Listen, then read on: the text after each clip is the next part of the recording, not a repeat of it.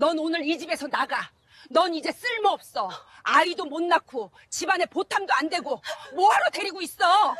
20년 전 어느 화창한 봄날 오후 대한민국 굴지의 재벌가 저택 앞마당에서 한 젊은 여자가 쫓겨났습니다. 5년 동안 온갖 구박을 견디며 며느리 노릇을 해왔지만 아이를 낳지 못한다는 이유 하나로 하루아침에 버림받은 것이죠. 남편은 고개를 돌린 채 아무 말도 하지 않았습니다. 그가 선택한 건 아내가 아니라 이미 임신했다는 젊은 비서였으니까요. 빗속을 헤매다 쓰러진 그녀는 응급실에서 충격적인 사실을 알게 됩니다. 자신의 뱃속에 이미 구주된 생명이 자라고 있었다는 것을요. 그때까지만 해도 그 재벌가는 알지 못했습니다. 자신들이 내쫓은 쓸모없는 며느리가 유일한 친손자를 품고 있었다는 것을, 그리고 20년 후 그녀가 집문서를 들고 다시 돌아올 거라는 것을요. 도대체 그날 쫓겨난 며느리에게 무슨 일이 있었던 걸까요? 그리고 20년 후 그녀는 왜 다시 이 집 앞에 나타난 걸까요? 사연 시작 전 구독과 좋아요를 눌러주시고 어디에서 보고 계신지 댓글로 알려주세요. 그곳에 행운이 가득하기를 바라겠습니다. 20년 전 서울 성북동의 어느 저녁이었습니다. 높은 돌담 너머로 기와지붕이 우아하게 펼쳐진 한옥이 있었어요. 조선시대 양반가의 후손이라는 박씨 가문의 본가였죠. 대문 앞에는 경주 박씨 종가라고 새겨진 돌비석이 세워져 있었고 마당에는 수백 년 된 소나무가 위풍당당하게 서 있었습니다. 이 집의 안주인은 최 여사였어요. 이른을 바라보는 나이였지만 허리는 꼿꼿했고 눈빛은 매서웠습니다. 늘 한복을 차려입고 비녀를 꽂고 가문의 법도를 입에 달고 살았죠. 뼈대 있는 집안이라는 자부심 하나로 평생을 살아온 사람이었어요. 하지만 그 자부심의 이면에는 추악한 속물근성이 숨어 있었습니다. 저녁 6시 안채 대청마루에 저녁상이 차려졌어요. 은은한 조명 아래 놓인 상은 그야말로 진수성찬이었습니다. 갈비찜, 전복죽, 삼색나물, 더덕구이, 최고급 재료로 만든 음식들이 줄지어 놓여 있었죠. 최 여사가 상 앞에 앉았어요. 그 옆에는 아들 박민호가 앉았습니다. 35살 유명 건설사의 전무. 잘생긴 외모에 좋은 학벌까지. 겉으로 보기엔 나무랄 데 없는 남자였죠. 하지만 민호에게는 치명적인 결함이 있었어요. 어머니 말이라면 무조건 따르는 마마보이였거든요. 자기 생각이라는 게 없었습니다. 평생 어머니 그늘 아래서 살아왔으니까요. 상 맨 끝자리에 한 여자가 앉아 있었어요. 이수진, 32살, 민호의 아내였습니다. 수진은 고아 출신이었어요. 부모님을 일찍 여의고 고모 손에서 자랐죠. 좋은 대학을 나오고 민호를 만나 결혼했습니다. 신데렐라 같은 이야기였어요. 하지만 현실은 동화가 아니었습니다. 시어머니 최 여사는 처음부터 수진을 탐탁지 않게 여겼어요. 집안도 없고 배경도 없고 데려올 재산도 없는 며느리.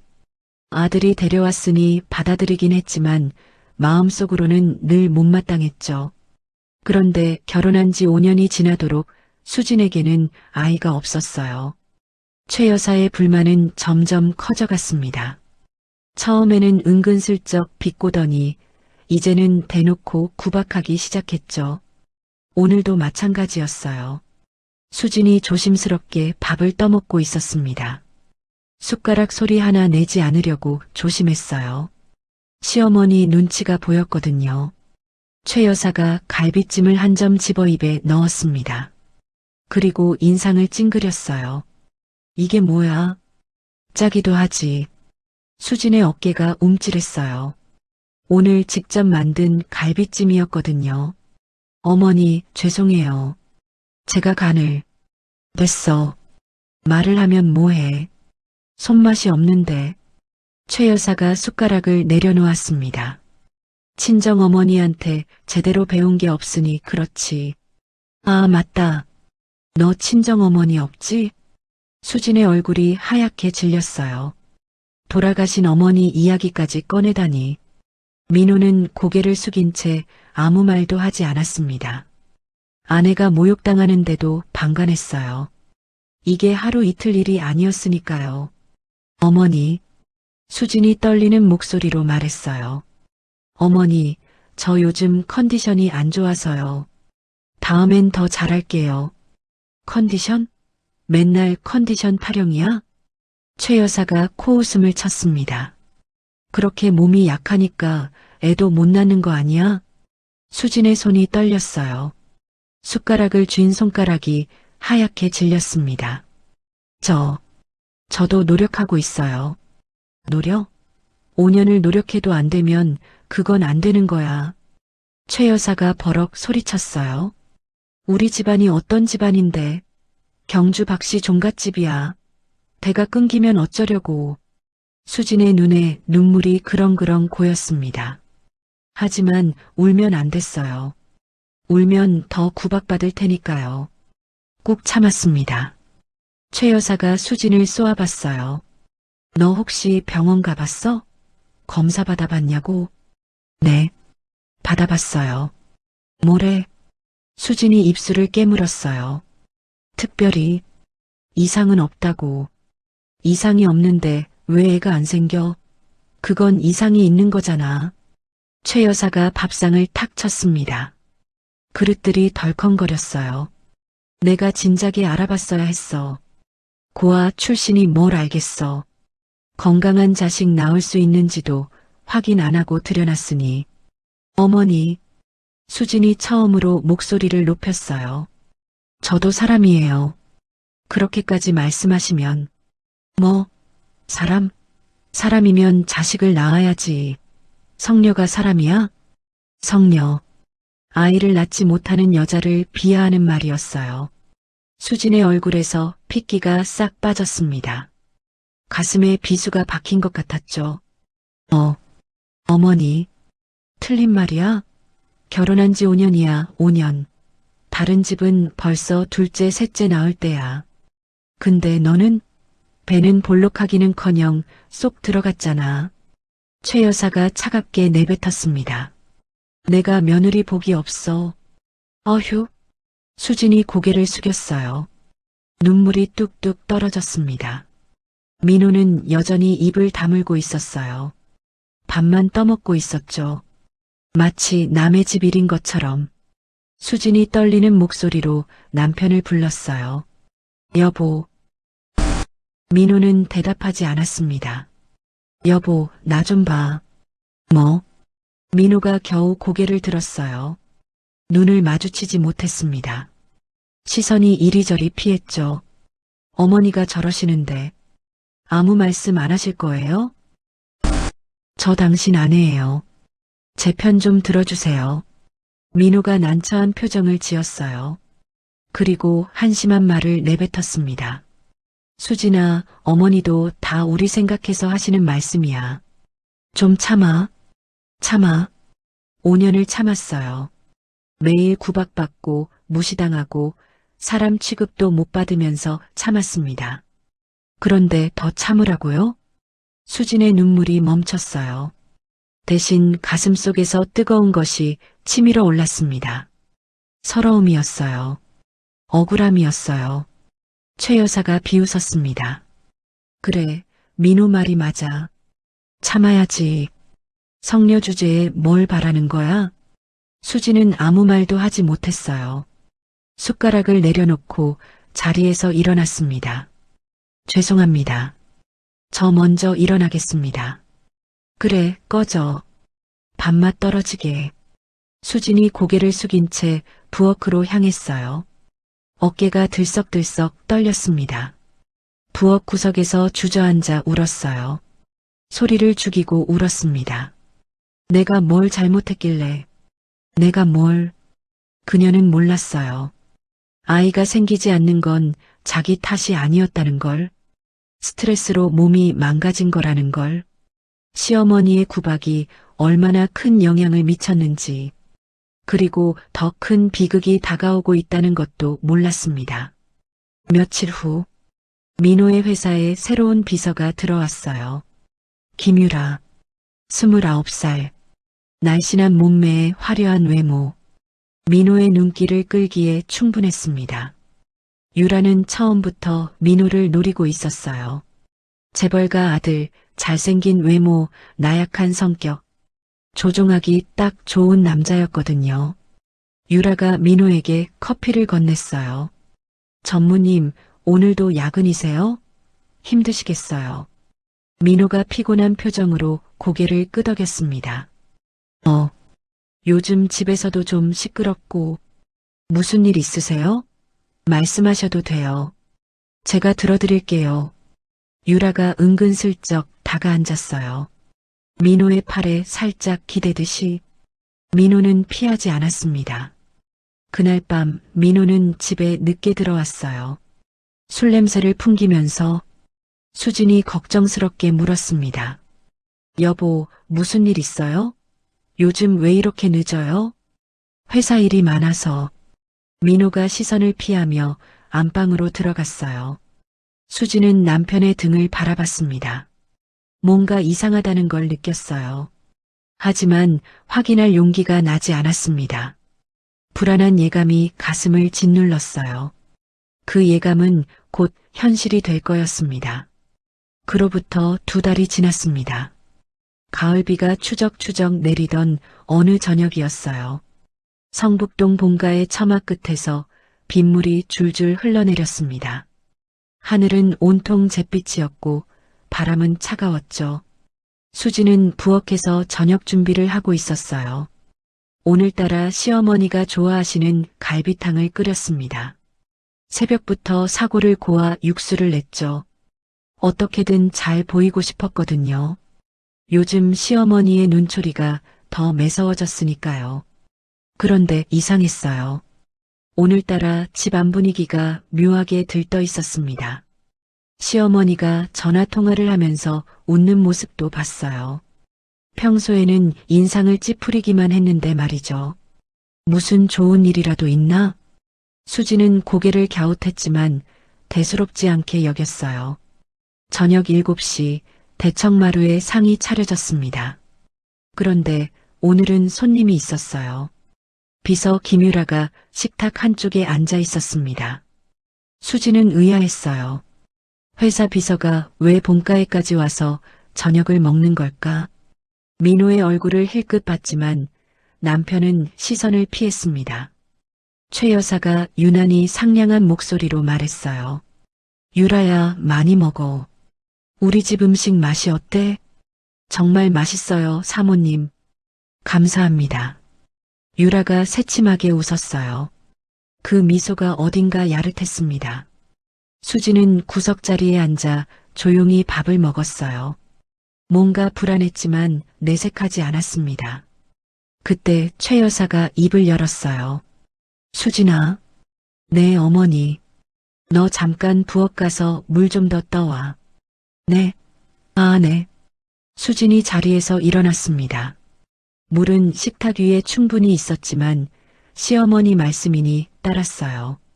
부엌으로 가는 수진의 뒷모습을 유라가 흘끗 바라봤습니다. 입꼬리가 살짝 올라갔죠. 수진이 부엌에 가 있는 동안 대청마루에서 작은 소란이 일어났어요. 잠시 후 수진이 물병을 들고 돌아왔습니다. 그런데 분위기가 완전히 달라져 있었어요. 최 여사의 얼굴이 환하게 빛나고 있었습니다. 민호는 어색한 표정이었고요. 유라는 고개를 숙이고 있었는데 볼이 발그레했어요. 무슨 일이에요? 수진이 조심스럽게 물었습니다. 최 여사가 수진을 바라봤어요. 눈빛이 차가웠다가 갑자기 승리에 찬 미소로 바뀌었습니다. 수진아, 좋은 소식이 있어. 좋은 소식이요? 그래. 아주 좋은 소식. 최 여사가 유라를 바라봤어요. 유라야, 내가 직접 말해봐. 유라가 천천히 고개를 들었습니다. 그리고 수진을 똑바로 바라보며 말했어요. 저 임신했어요. 수진의 머릿속이 하얘졌습니다. 네, 민호 씨 아이예요. 시간이 멈춘 것 같았어요. 수진은 자기 귀를 의심했습니다. 지금 뭐라고 했지? 뭐라고요? 수진의 목소리가 떨렸어요. 유라가 가방에서 서류 봉투를 꺼냈습니다. 그 안에서 초음파 사진과 진단서를 꺼내 테이블 위에 올려놓았어요. 여기 증거예요. 임신 8주 차. 민호 씨 아이가 확실해요. 수진이 그 사진을 멍하니 바라봤어요. 흑백의 초음파 사진. 작은 점 하나가 찍혀 있었습니다. 손이 부들부들 떨렸어요. 여보. 수진이 민호를 바라봤습니다. 민호는 고개를 숙이고 있었어요. 눈을 마주치지 못했습니다. 이게 무슨 일이야? 나한테 설명해봐. 수진의 목소리가 높아졌어요. 민호가 겨우 입을 열었습니다. 수진아, 미안해. 미안하다고? 그게 다야? 나도 어쩔 수 없었어. 술 마시고 실수로. 실수? 실수라고? 수진이 비명에 가까운 소리를 질렀어요. 5년이야. 나 5년 동안 당신 아이 가지려고 얼마나 노력했는데. 근데 실수로 다른 여자한테 아이를 만들어? 최 여사가 끼어들었습니다. 목소리가 차가웠어요. 됐어. 조용히 해. 어머니, 조용히 하라고. 최 여사가 손바닥으로 테이블을 탁 쳤어요.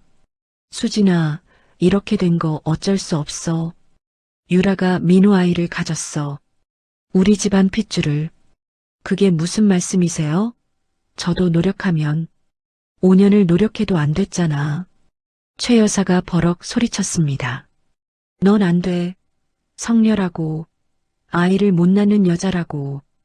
그 말이 비수처럼 가슴에 박혔어요.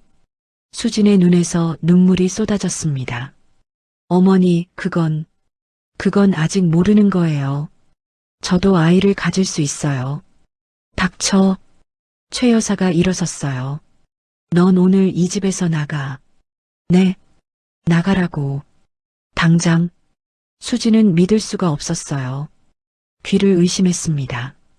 어머니, 저 5년 동안 이 집에서 온갖 구박 다 받으면서 살았어요. 그런데 하루아침에 나가라고요? 그래, 나가.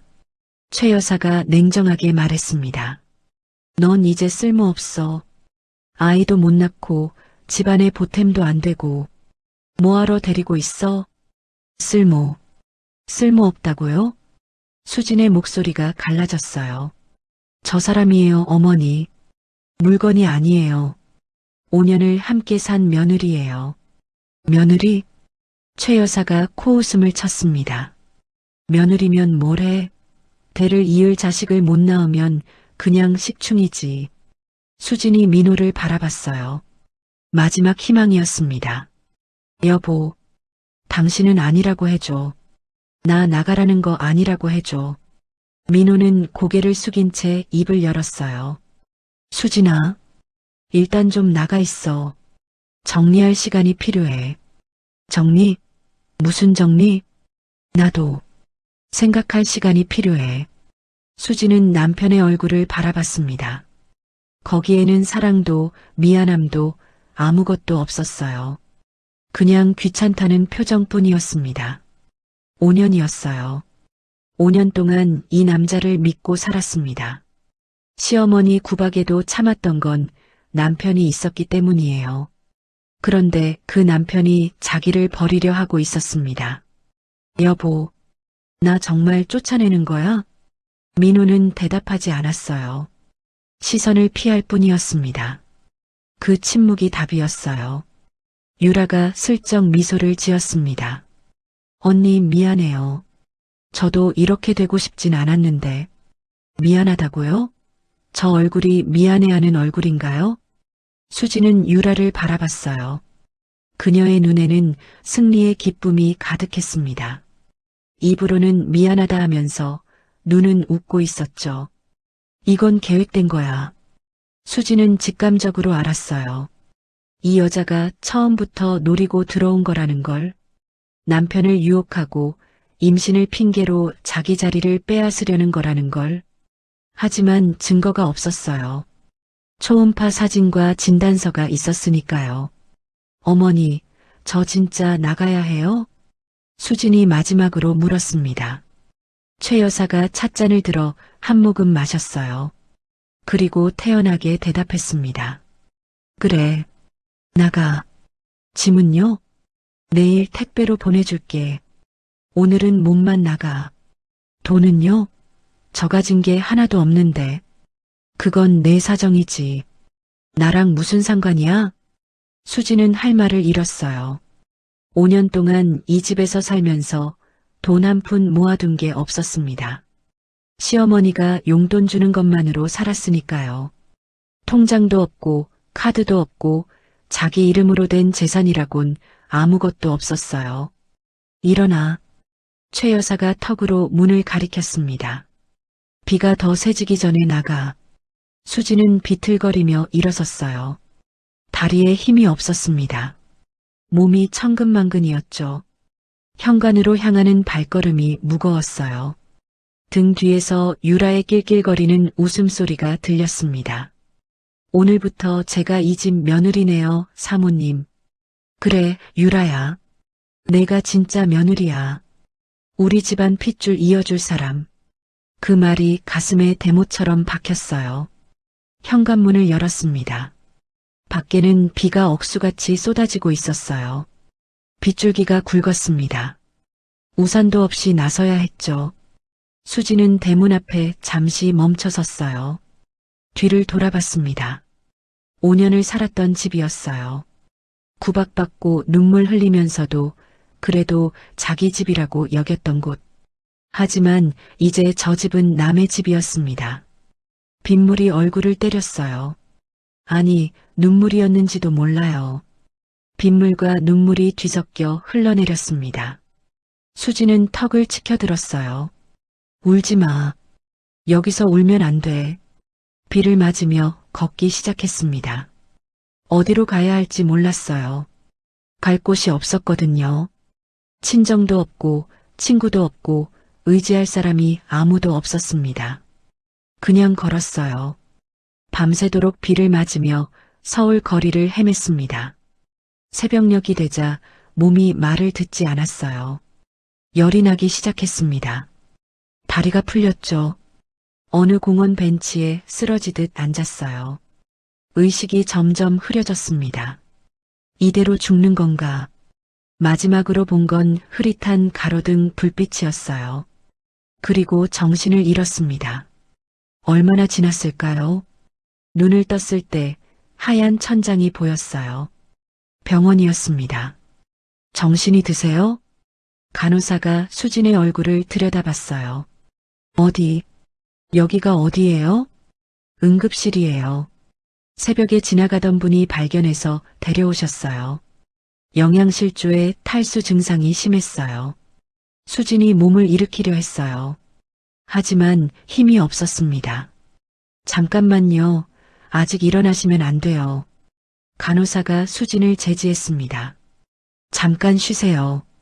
아, 그리고요. 간호사가 잠시 말을 멈췄어요. 그리고 조심스럽게 입을 열었습니다. 알고 계셨어요? 네. 뭐요? 임신이요. 수진의 눈이 커졌어요. 뭐라고요? 임신 9주차예요. 몰랐어요? 임신. 자기가 임신이라고요? 수진은 믿을 수가 없었어요. 그게 진짜예요? 네, 검사 결과 확실해요. 다만 영양 상태가 안 좋아서 조심하셔야 해요. 수진의 눈에서 눈물이 쏟아졌습니다. 임신이었어요. 5년을 기다렸던 아이가 뱃속에 있었습니다. 스트레스로 생리가 불규칙해져서 몰랐던 거였어요. 입덧도 없었고 증상도 없었거든요. 그냥 몸이 안 좋은 줄로만 알았습니다. 알려야 해. 시어머니한테, 민호한테 알려야 해. 아이가 생겼으니 다시 받아줄지도 몰랐어요. 수지는 떨리는 손으로 핸드폰을 꺼냈습니다. 다행히 배터리가 조금 남아 있었어요. 시어머니 번호를 눌렀습니다. 신호음이 울렸어요. 한 번, 두 번, 세 번. 딸깍. 전화가 연결됐어요. 하지만 최 여사의 목소리가 아니었습니다. 여보세요? 유라의 목소리였어요. 저 수진인데요. 어머니 좀. 그때 뒤에서 최 여사의 목소리가 들렸습니다. 누구야? 사모님, 수진이래요. 뭐? 그년이 몸 볼 일이 있다고? 끊어. 네, 알겠습니다. 유라가 낄낄거리며 말했어요. 언니, 사모님이 끊으래요. 다시는 전화하지 마세요. 전화가 끊겼습니다. 수지는 핸드폰을 손에 쥔 채 멍하니 앉아 있었어요. 다시 전화해봐야 소용없어. 알았어요. 저 사람들에게 자기는 이미 필요 없는 존재라는 걸. 민호한테 전화해볼까? 번호를 눌렀습니다. 하지만 신호음도 없이 끊겼어요. 차단당한 거였습니다. 수지는 핸드폰을 내려놓았어요. 그리고 창밖을 바라봤습니다. 비가 그치고 있었어요. 구름 사이로 햇살이 비추기 시작했습니다. 그래, 이제 끝이야. 저 사람들과의 인연은. 수진이 배를 쓰다듬었어요. 아직 배는 나오지 않았지만 그 안에 아이가 있었습니다. 자기를 버린 사람들에게 매달리지 않겠다고 다짐했어요. 두고 봐.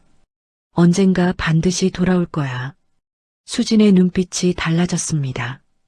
절망이 사라지고 그 자리에 결의가 차올랐어요. 이 아이를 위해서라도 살아남을 거야. 그리고 반드시 복수할 거야. 며칠 후 수지는 미국행 비행기에 올랐습니다. 친척 아주머니가 LA에 살고 있었거든요. 유일하게 의지할 곳이었습니다. 비행기 창밖으로 서울이 점점 작아졌어요. 수지는 그 모습을 보며 중얼거렸습니다. 기다려. 내가 꼭 돌아올 테니까. LA행 비행기 아니었습니다. 수지는 창가 자리에 앉아 멍하니 구름을 바라봤어요. 13시간의 긴 비행이었지만 잠이 오지 않았습니다. 뱃속 아이 생각뿐이었어요. 이 아이는 내가 지킨다. 손을 배 위에 올렸습니다. 아직 아무 느낌도 없었지만 그 안에 생명이 있다는 게 신기했어요. 9주차. 아이가 생긴 건 아마 그때였을 거예요. 남편 민호와 마지막으로 함께한 밤. 그날 이후로 민호는 늘 늦게 들어왔고 수진과 눈도 마주치지 않았죠. 그때 이미 유라와 바람을 피우고 있었구나. 씁쓸했어요. 하지만 이제 와서 뭘 어쩌겠어요. 다 지난 일이었습니다. 비행기가 흔들렸어요. 난기류를 만난 거였죠. 수지는 안전벨트를 다시 확인하며 눈을 감았습니다. 엄마가 될 거야. 이 아이의 엄마. 처음으로 미래가 조금 보이는 것 같았어요. LA 공항에 도착했을 때 친척 아주머니가 마중 나와 있었습니다. 50대 후반의 여자였어요. 수진 어머니의 사촌 언니. 어릴 때 몇 번 본 게 전부였지만 그래도 피는 물보다 진했습니다. 수진아. 아주머니가 수진을 꼭 안아줬어요. 어머나 얼굴이 왜 이래. 밥은 먹고 다녔어? 아주머니. 감사해요. 이렇게 받아주셔서. 수진의 눈에 눈물이 그렁그렁 맺혔습니다. 울지 마, 울지 마. 일단 집에 가자. 얘기는 천천히 해. 아주머니 집은 LA 외곽의 작은 아파트였어요. 화려하진 않았지만 깨끗하고 따뜻했습니다. 수지는 그날 밤 아주머니에게 모든 이야기를 털어놓았어요. 시어머니의 구박, 남편의 외도, 쫓겨난 일, 그리고 뒤늦게 알게 된 임신까지. 아주머니는 듣는 내내 분노하고 눈물 흘리고 또 분노했습니다. 그 나쁜 것들, 사람이 어떻게 그럴 수가 있어. 아주머니, 저 이제 어떡해요? 어떡하긴. 잘 먹고 잘 자고 건강하게 아이 낳는 거지. 나머지는 하늘이 알아서 해줄 거야. 아주머니가 수진의 손을 꼭 잡았어요. 수진아, 넌 강한 아이야. 내 엄마도 그랬어. 어떤 어려움이 와도 꿋꿋하게 버텼지. 넌 내 엄마 딸이야. 그 말에 수진은 펑펑 울었습니다. 시간이 흘렀어요. 수진의 배가 점점 불러왔습니다. 입덧도 하고 허리도 아프고 밤잠도 설쳤지만 행복했어요. 아이가 자라고 있다는 게 느껴졌거든요. 아주머니가 운영하는 작은 세탁소에서 일을 도왔습니다. 간단한 접수와 정리정도였지만 가만히 있는 것보다 나았어요. 그러던 어느 날이었습니다. 세탁소에 한 남자가 들어왔어요. 40대 중반의 동양인이었습니다. 단정한 정장에 부드러운 인상. 안녕하세요. 세탁물 찾으러 왔는데요. 아, 네. 성함이 어떻게 되세요? 리처드 장이요. 수진이 세탁물을 찾아 건네줬어요. 남자가 돈을 내며 수진을 바라봤습니다. 혹시 한국 분이세요? 네, 맞아요. 아, 반갑네요. 저도 한국계예요. 여기 온 지 얼마 안 됐어요? 네, 몇 달 됐어요. 리처드가 미소 지었습니다. 적응하기 힘드시죠? 제가 처음 왔을 때도 그랬어요. 뭐 도움 필요하시면 말씀하세요. 그냥 지나가는 인사였어요. 하지만 그게 인연의 시작이었습니다. 리처드는 월스트리트에서 일하다가 LA로 옮겨온 투자 전문가였어요. 작은 투자사를 운영하고 있었는데 세탁소 근처에 사무실이 있어서 자주 들렀습니다. 올 때마다 수진에게 말을 걸었죠. 오늘 날씨 좋네요. 배 많이 나왔네요. 건강하세요? 한국 음식 그리우시죠? 맛있는 집 알아요. 처음엔 그냥 친절한 사람이려니 했어요. 하지만 리처드의 관심은 점점 깊어졌습니다. 어느 날 리처드가 수진에게 물었어요. 수진 씨, 혼자 아이 키우실 거예요? 수진이 움찔했습니다. 네. 아이 아빠는 없어요. 힘드시겠네요. 괜찮아요. 이 아이가 있으니까요. 리처드가 잠시 생각하더니 말했어요. 제가 도와드릴 수 있는 거 있으면 말씀하세요. 진심이에요. 출산 예정일이 다가왔습니다. 어느 새벽 진통이 시작됐어요. 아주머니가 급히 병원으로 데려갔습니다. 12시간의 고통 끝에 아이가 태어났어요. 건강한 사내아이였습니다. 축하드려요, 엄마. 간호사가 아이를 수진의 품에 안겨줬습니다. 작고 빨간 얼굴, 꼭 쥔 주먹, 새근새근 숨쉬는 소리. 수진의 눈에서 눈물이 쏟아졌어요. 우리 아가, 잘 나왔구나. 아이의 얼굴을 보는 순간 민호의 얼굴이 떠올랐습니다. 닮은 구석이 있었거든요. 하지만 그 생각을 밀어냈어요. 이 아이는 내 아이야. 오직 나만 해. 이름은 뭘로 하실 거예요?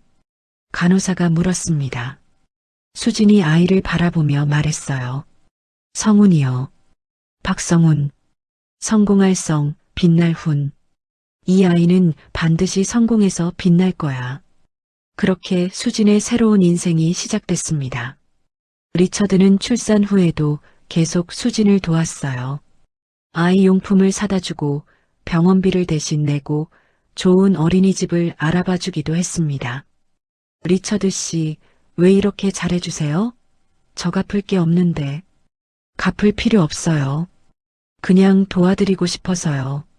리처드가 부드럽게 웃었습니다. 수진 씨, 저 솔직히 말해도 돼요? 네. 저 수진 씨한테 관심 있어요. 처음 봤을 때부터. 수진은 당황했어요.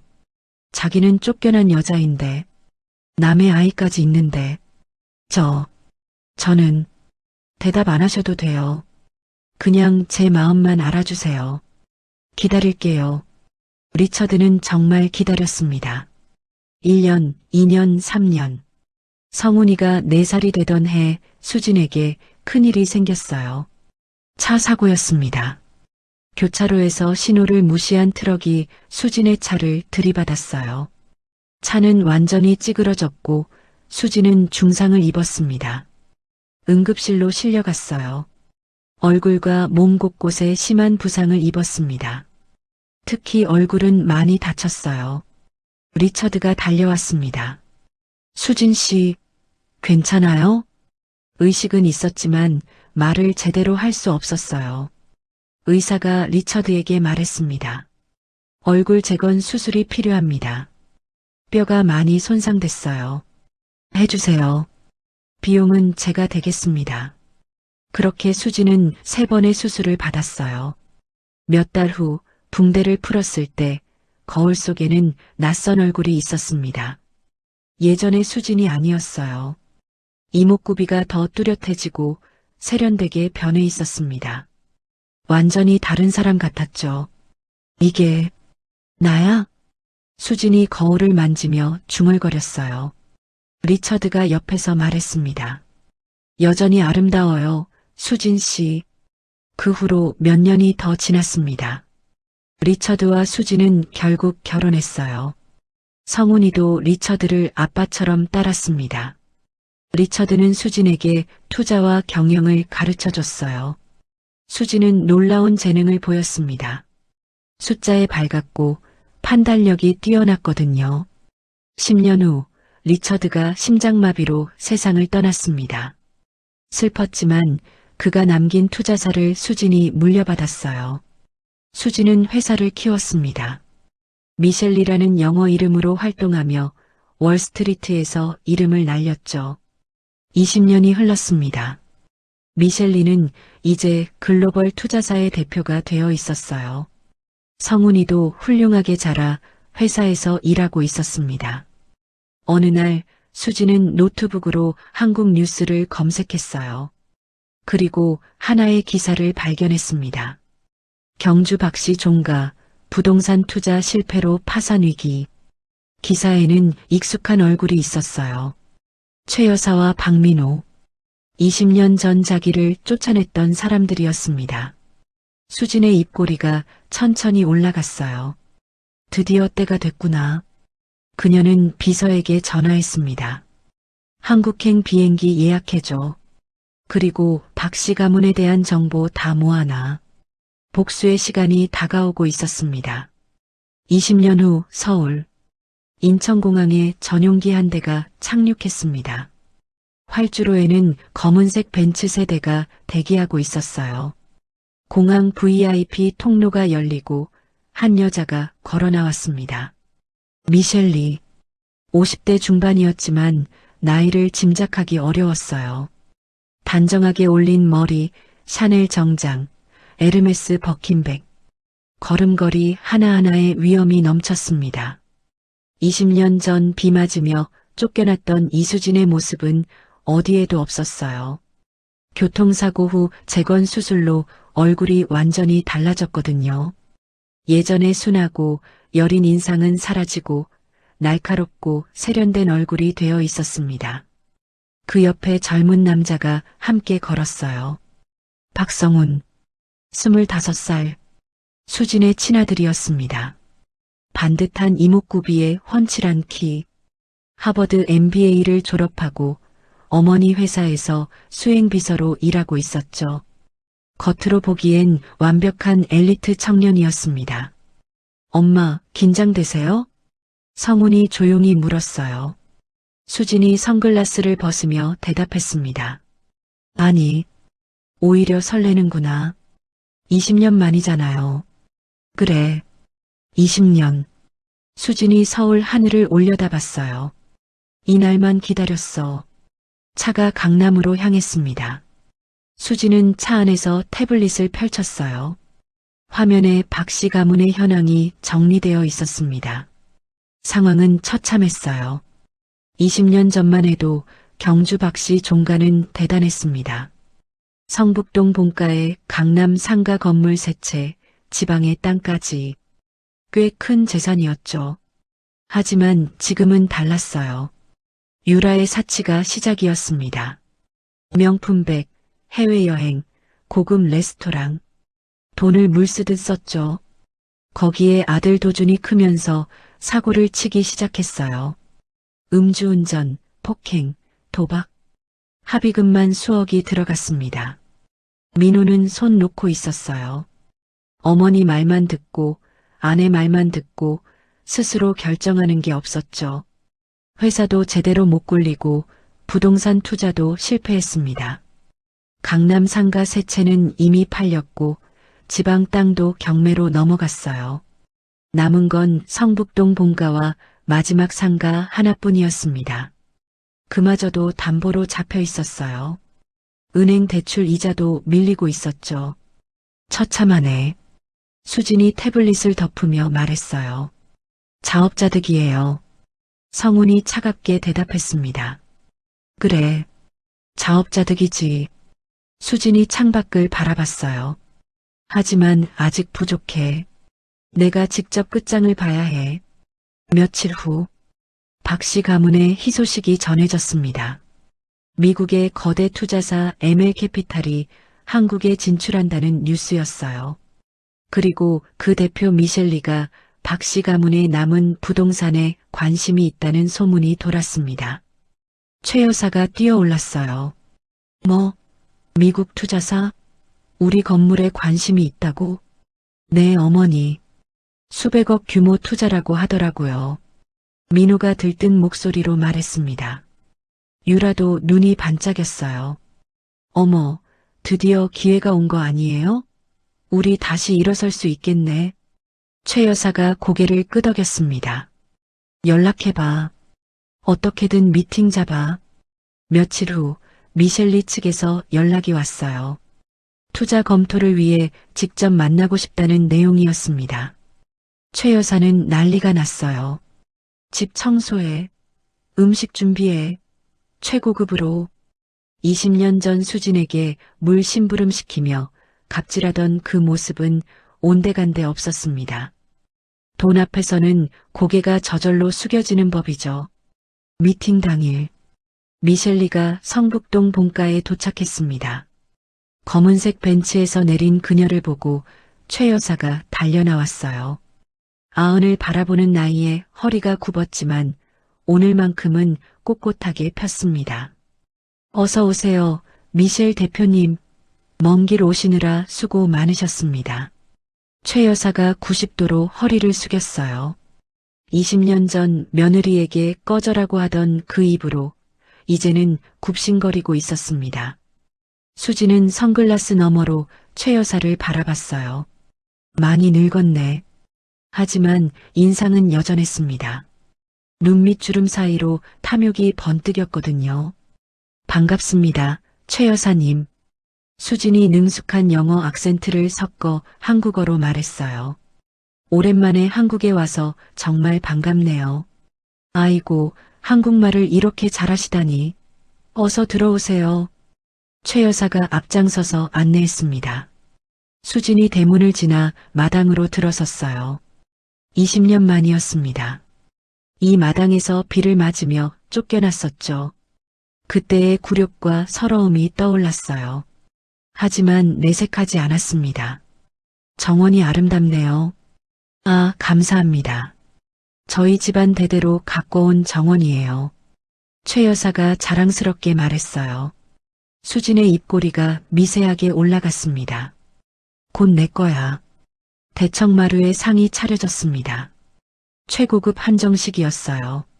전복죽, 갈비찜, 삼색나물. 최 여사가 정성껏 준비한 게 분명했습니다. 민호와 유라도 동석했어요. 민호는 55이 됐는데 많이 늙어 있었습니다. 흰머리가 듬성듬성 났고 눈 밑에는 다크서클이 짙었죠. 예전에 잘생긴 외모는 찾아보기 힘들었어요. 유라는 50이 됐지만 화장을 진하게 하고 명품으로 치장하고 있었습니다. 하지만 눈과 주름은 숨길 수 없었죠. 미셸 대표님 많이 드세요. 유라가 능글맞게 웃으며 말했어요. 수지는 그 얼굴을 바라봤습니다. 인연이구나. 날 쫓아내고 내 자리를 차지한 년. 하지만 티를 내지 않았어요. 감사합니다. 맛있네요. 젓가락을 들어 음식을 맛봤습니다. 그런데 음식 맛있었어요. 소금이 너무 많이 들어갔거든요. 수진이 젓가락을 내려놓았습니다. 음식이 좀 짜네요. 최 여사의 얼굴이 굳었어요. 아, 그래요? 죄송합니다. 저희 주방에서 괜찮아요. 입맛이 안 맞을 수도 있죠. 수진이 미소 지었습니다. 그런데 최 여사님, 네네. 물 좀 가져다 주시겠어요? 목이 좀 마르네요. 최 여사가 움찔했어요. 제가요? 네. 직접 가져다 주시면 좋겠어요. 분명히 아랫사람 시킬 수 있는 일이었습니다. 하지만 수지는 일부러 최 여사에게 시켰어요. 20년 전 최 여사가 수진에게 했던 것처럼 최 여사는 얼굴이 빨개졌지만 어쩔 수 없었습니다. 투자금이 필요했으니까요. 알겠습니다. 잠시만요. 최 여사가 부엌으로 향했어요.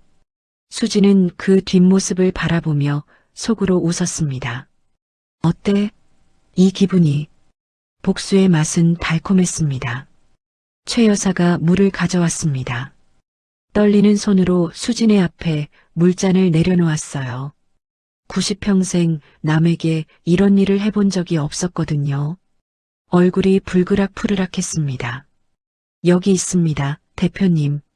수진이 물을 한 모금 마셨어요. 그리고 잔을 내려놓으며 말했습니다. 고맙습니다. 그런데 물이 미지근하네요. 차가운 걸로 다시 가져다 주시겠어요? 최 여사의 눈이 커졌어요. 네, 차가운 물이요. 얼음 넣어서. 분명히 모욕이었습니다. 하지만 최 여사는 참아야 했어요. 수백억 투자가 달린 문제였으니까요. 알겠습니다. 최 여사가 다시 부엌으로 향했어요. 민호가 불편한 표정으로 수진을 바라봤습니다. 하지만 아무 말도 하지 못했어요. 이 자리에서 큰 소리칠 처지가 아니었거든요. 유라도 입술을 깨물고 있었습니다. 속이 부글부글 끓었지만 웃는 얼굴을 유지해야 했죠. 수지는 그들의 표정을 보며 속으로 웃었어요. 어때? 이 기분이. 20년 전 자신이 이 자리에서 당했던 일이 떠올랐습니다. 밥상머리에서 성렬하고 모욕당하고 물 심부름을 시키며 천대받았던 기억. 그 치욕을 이제 돌려주고 있었어요. 최 여사가 얼음물을 가져왔습니다. 여기 있습니다. 감사해요. 수진이 물을 받아 한 모금 마셨어요. 그리고 고개를 끄덕였습니다. 이제 됐네요. 자리에 앉으세요. 최 여사가 겨우 자리에 앉았어요. 이마에 땀이 송골송골 맺혀 있었습니다. 식사가 이어졌습니다. 분위기는 어색했어요. 최 여사와 민호, 유라 모두 눈치를 보며 수진의 비위를 맞추려 했습니다. 대표님, 한국 음식 입에 맞으세요? 유라가 능글맞게 물었어요. 그럭저럭요. 수진이 무심하게 대답했습니다. 혹시 불편한 거 있으시면 말씀해 주세요. 뭐든 맞춰드릴게요. 그래요? 그럼 하나 물어볼게요. 수진이 젓가락을 내려놓았어요. 이 갈비찜 누가 만들었어요? 유라가 당황했습니다. 아, 그건 저희 가정부가. 손맛이 없네요. 수진이 단호하게 말했어요. 재료는 좋은데 간이 안 맞아요. 짜기도 하고. 유라의 얼굴이 굳어졌습니다. 죄송합니다. 다음엔 더 신경 쓸게요. 괜찮아요. 친정 어머니한테 제대로 배운 게 없으면 그럴 수도 있죠. 그 말에 최 여사의 눈이 번쩍 뜨였어요. 어디서 많이 들어본 말이었거든요. 20년 전 자신이 수진에게 했던 말과 똑같았습니다. 하지만 설마 했어요. 이 미국에서 온 투자자가 그 일을 알 리가 없으니까요. 수진은 태연하게 물을 한 모금 마셨습니다. 기억나? 그때 내가 나한테 한 말. 속으로 중얼거렸어요. 식사가 끝나고 차가 나왔습니다. 수진이 찻잔을 들며 본론을 꺼냈어요. 자, 이제 사업 얘기를 해볼까요? 최 여사와 민호가 긴장했습니다. 네네. 말씀하세요. 제가 이 동네 부동산에 관심이 있어요. 특히 이 저택과 강남에 있는 상가. 최 여사의 눈이 반짝였어요. 아, 그러세요? 저희 본가는 조선시대부터 내려온 유서 깊은. 알아요. 조사는 다 했어요. 수진이 말을 잘랐습니다. 문제는 지금 상황이 안 좋다는 거죠. 은행 대출 이자도 밀리고 담보도 잡혀 있고 최 여사의 얼굴이 어두워졌어요. 그건 솔직히 말씀드릴게요. 제가 지금 사겠다고 하면 훨씬 싸게 살 수 있어요. 경매로 넘어가면 더 싸지겠죠. 민호가 안절부절 못했습니다. 대표님 그러시면. 하지만 수진이 말을 끊었어요. 제가 다른 방법을 제안할게요. 다른 방법이요? 네. 투자요. 수진이 서류 가방에서 계약서를 꺼냈습니다. 제가 200억을 투자할게요. 대신 조건이 있어요. 조건이요? 이본가 저택과 강남 상가를 담보로 잡을 거예요. 그리고 박씨 가문 기업의 경영권 일부를 넘겨주셔야 해요. 최 여사의 얼굴이 창백해졌습니다. 경영권까지요? 네. 싫으시면 안 하셔도 돼요. 다른 투자처는 얼마든지 있으니까요. 수진이 서류를 다시 가방에 넣으려 했어요. 아니에요. 최 여사가 급히 말렸습니다. 생각해 볼게요. 시간을 좀 주세요. 그러세요. 일주일 드릴게요. 수진이 자리에서 일어났습니다. 좋은 식사였어요. 연락 기다릴게요. 수진이 떠난 후 최 여사 집안은 발칵 뒤집어졌어요. 어머니, 이거 받아야 해요. 유라가 다급하게 말했습니다. 200억이에요. 이 기회 놓치면 진짜 망해요. 민호도 고개를 끄덕였어요. 어머니, 유라 말이 맞아요. 지금 아니면 답이 없어요. 최 여사는 고민에 빠졌습니다. 본가 저택은 조상 대대로 물려받은 곳이었어요. 경주 박씨 종가의 상징이었죠. 그걸 담보로 잡힌다는 게 자존심이 상했습니다. 하지만 선택의 여지가 없었어요. 당장 다음 달 대출 이자도 막막했거든요. 그래, 어쩔 수 없지. 최 여사가 한숨을 쉬었습니다. 그 미셸이라는 여자, 뭔가 좀 이상하긴 한데. 뭐가요? 모르겠어. 어디서 본 것 같기도 하고, 아닌 것 같기도 하고. 최 여사가 고개를 저었어요. 에이, 아니겠지. 내가 나이 먹으니까 헛것이 보이나 봐. 유라가 코웃음을 쳤습니다. 어머니도 그냥 미국 부자일 뿐이에요. 우리한테 돈 투자하려는. 그래, 그렇겠지. 최 여사가 고개를 끄덕였어요. 그들은 몰랐습니다. 저 미셸리가 20년 전 자기들이 쫓아낸 며느리 이수진이라는 걸. 그리고 그녀의 복수가 이제 막 시작됐다는 것도요. 그날 밤 수진은 호텔 스위트룸에서 와인을 마시고 있었어요.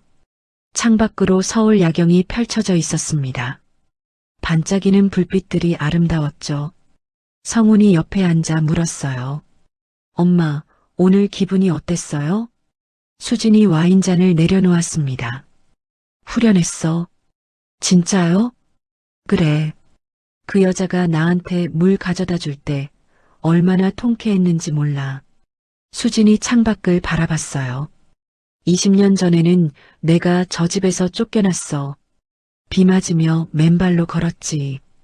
그런데 이제는 저 사람들이 내 앞에서 굽신거려. 엄마. 하지만 아직 부족해. 수진의 눈빛이 날카로워졌습니다. 저 집을 빼앗는 것만으로는 안 돼. 저들이 나한테 했던 것처럼 모든 걸 잃게 만들 거야. 성훈이 어머니의 손을 잡았어요. 저도 도울게요, 엄마. 알아. 내가 있어서 든든해. 수진이 아들을 바라보며 미소 지었습니다. 하지만 그 미소 뒤에는 차가운 결의가 숨어 있었어요. 복수는 이제 시작이었습니다. 최 여사는 결국 계약서에 도장을 찍었습니다. 본가 저택과 강남 상가를 담보로 200억 투자를 받기로 한 거였어요. 경영권 일부도 넘겼죠. 자존심이 상했지만 당장 굶어 죽을 판이었으니까요. 계약 체결 자리는 서울 시내 고급 호텔에서 열렸습니다. 수지는 당당하게 앉아 있었어요. 옆에는 성훈이 수행비서로 함께했습니다. 깔끔한 정장에 단정한 헤어스타일. 누가 봐도 엘리트 청년이었죠. 최 여사 쪽에서는 민호와 유라 그리고 도준이 나왔어요. 도준, 유라가 데려온 아들이었습니다. 25살. 민호의 아들이라고 알려져 있었지만 사실 남의 핏줄이었죠. 물론 아무도 그 사실을 몰랐어요. 수지는 도준을 보는 순간 속으로 코웃음을 쳤습니다. 저게 내 자리를 차지한 년의 아들이구나. 도준의 첫인상은 최악이었어요. 삐딱하게 앉아서 핸드폰만 만지작거렸습니다. 계약 자리인데도 관심이 없어 보였죠. 눈빛도 흐리멍덩했어요. 간밤에 술을 마셨는지 얼굴이 푸석푸석했습니다. 반면 성우는 달랐어요. 허리를 꼿꼿이 세우고 눈빛은 초롱초롱했습니다. 계약서를 꼼꼼히 검토하고 필요한 부분은 메모까지 했죠. 누가 봐도 일 잘하는 사람이었어요. 최 여사가 성훈을 힐끗 바라봤습니다. 저 젊은이 괜찮네. 자기도 모르게 감탄이 나왔어요. 자기 손자 도준과 비교가 됐거든요. 민호도 성훈에게 시선이 갔습니다. 어디서 본 것 같은데 묘한 느낌이 들었어요. 설명할 수 없는 끌림 같은 거였죠. 하지만 대수롭지 않게 여기고 넘겼습니다. 계약이 끝나고 식사 자리가 이어졌어요. 호텔 레스토랑에서 코스 요리가 나왔습니다.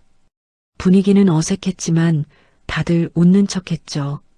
유라가 입을 열었어요. 미셸 대표님, 옆에 계신 분은 누구세요? 제 수행비서예요. 박성훈이라고 합니다. 수진이 담담하게 대답했어요. 아, 그래요?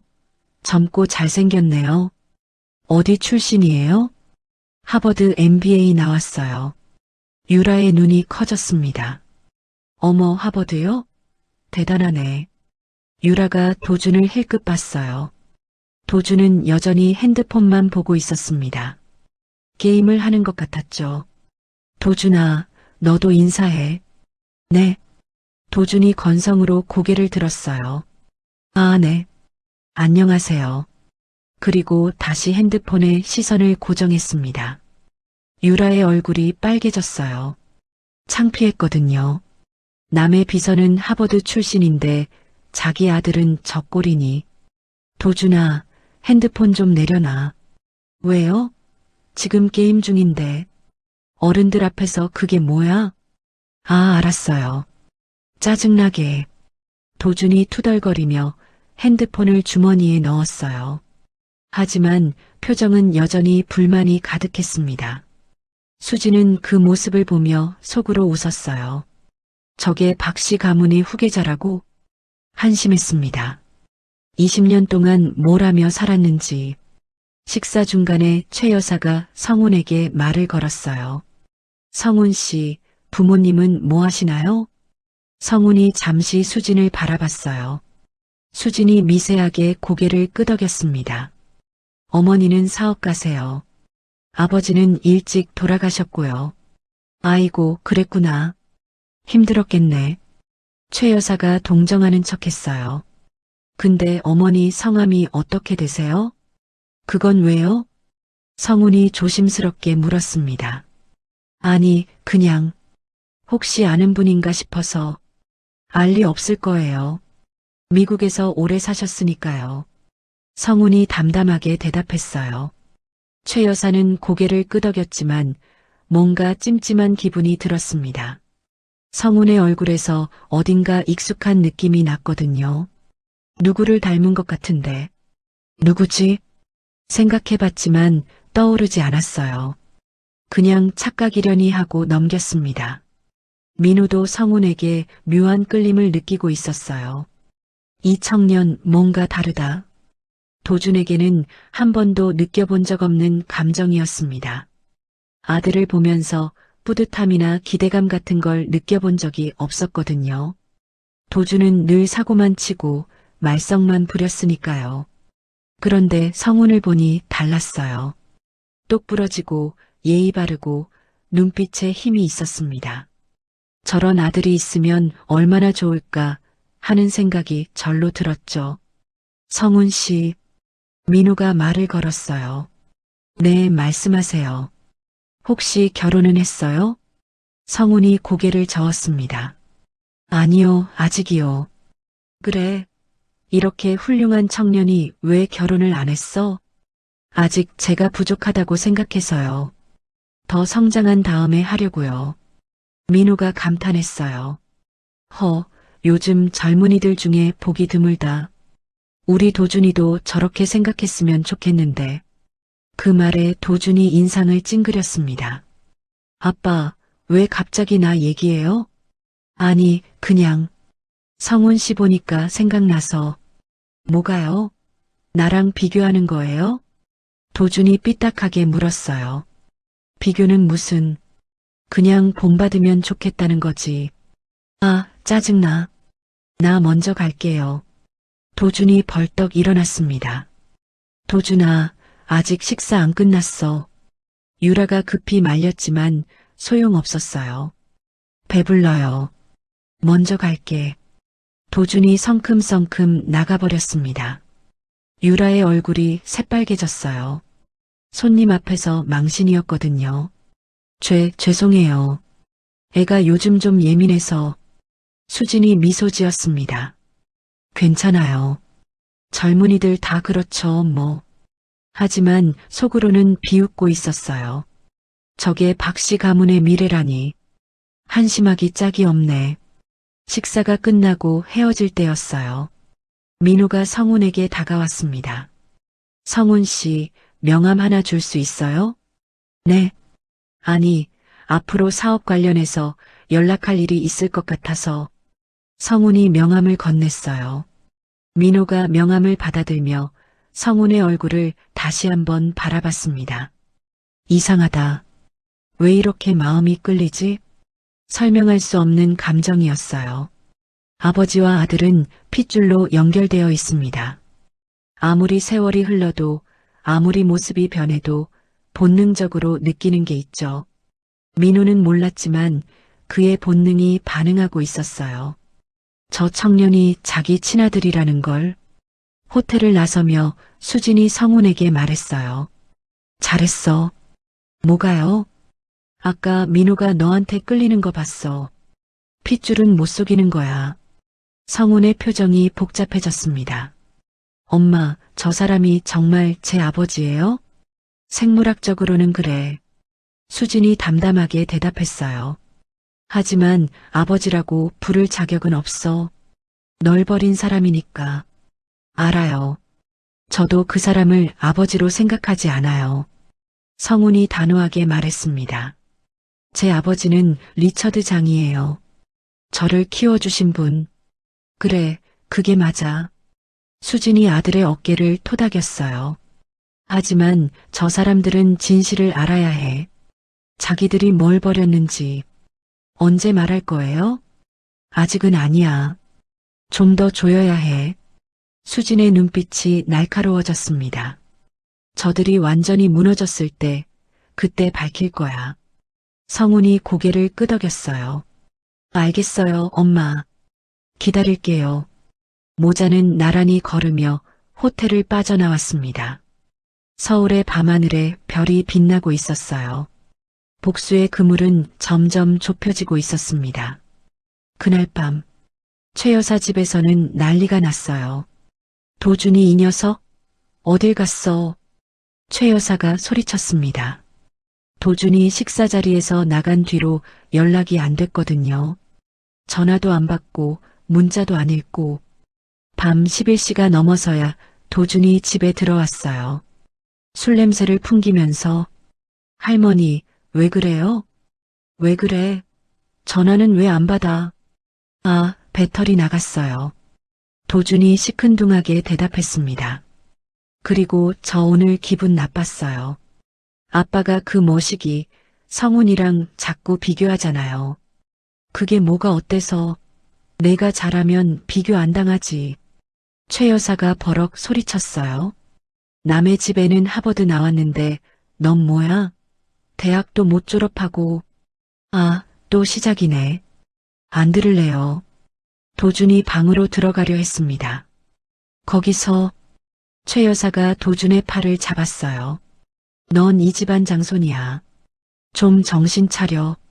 응? 도준이 팔을 뿌리쳤습니다. 알았어요. 알았다고요. 쾅! 방문이 닫혔어요. 최 여사가 한숨을 쉬었습니다. 저 녀석 어쩌다 저렇게 됐어. 유라가 옆에서 변명했어요. 어머니, 도준이도 힘들어서 그래요. 좀 이해해 주세요. 이해? 25이 뭐가 힘들어? 최 여사가 쏘아붙였습니다. 그 성훈이라는 애 봤지? 같은 나이인데 저렇게 다르잖아. 도대체 너네를 어떻게 키운 거야? 유라의 얼굴이 굳어졌어요. 어머니, 그건 좀. 됐어. 얘기 안 해. 최 여사가 손을 내저었습니다. 그리고 방으로 들어가며 중얼거렸어요. 저 미셸이란 여자 뭔가 이상해. 눈빛이 심상치 않아. 최 여사의 불안한 예감은 점점 커지고 있었습니다. 하지만 이미 늦었어요. 수진의 그물은 벌써 그들을 단단히 올가매고 있었으니까요. 계약 후 한 달이 지났습니다. 수진은 약속대로 200억을 투자했어요. 박 씨 가문에 밀린 대출 이자가 갚아지고 급한 불은 껐습니다. 최 여사는 안도의 한숨을 쉬었어요. 휴, 이제 좀 살겠다. 하지만 그건 착각이었습니다. 수지는 투자금을 미끼로 조금씩 경영에 개입하기 시작했어요.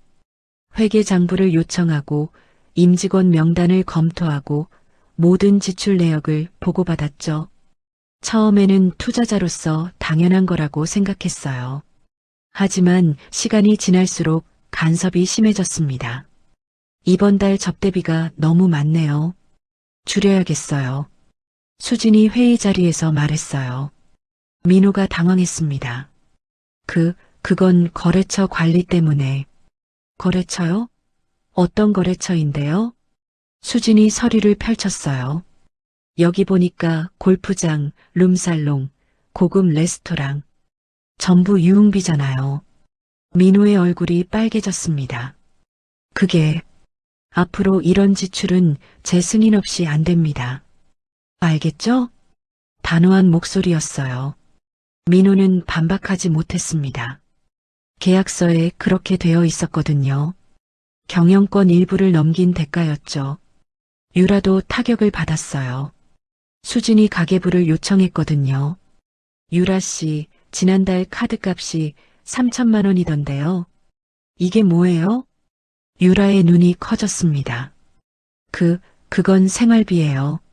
생활비가 3천만 원이요? 수진이 카드 명세서를 훑어봤어요.